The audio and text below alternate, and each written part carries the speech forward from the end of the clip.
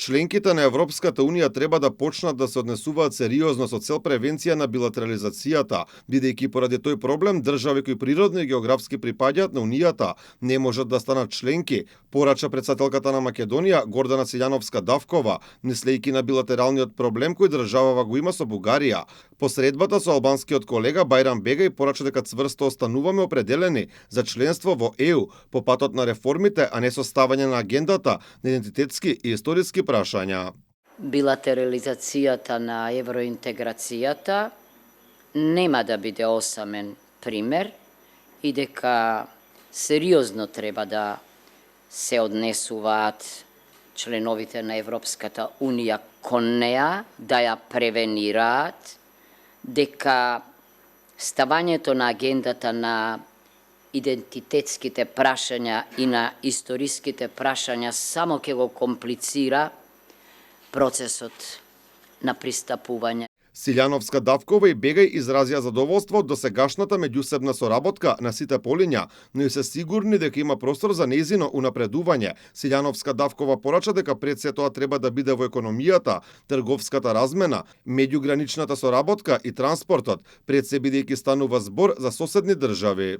Има неискористен материјал меѓу бизнис заедниците, треба да се валоризира. Потребна е понатамошна инфраструктурна заедничка активност и поврзаност. Треба да ги олесниме процедурите за прекугранична соработка. На истиот став и Бегај вели дека сигурно кон тоа ќе помогне и коридорот 8, кој треба да представува символ на нова ера на соработка меѓу Македонија и Албанија. Според него економската соработка е многу важна и значајна, а нејзин напредок е можен поради географската место-положба. Заклучивме дека коридорот 8 не е само пат за транспорт, туку представува енергетски, железнички и надсе коридор за европска безбедност кој што ги го поврзува Средноземјето со Црното море. И нашите две земји се во средиштето на овој стратешки значаен патен правец.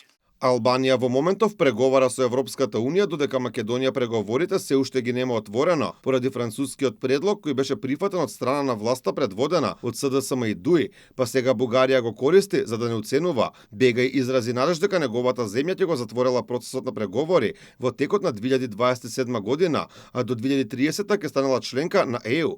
И 20 претседатели не сакаат да коментираат за можната опција за членство во Унијата без право на вето, додека не видат таков предлог. Бегај своје обраќање имаше и во собранието, а се сретни со премиерот Христијан Мицкоски. На средбата било разговарано за зјакнување на билатералните односи, унапредување на регионалната соработка и заедничките евроинтегративни процеси.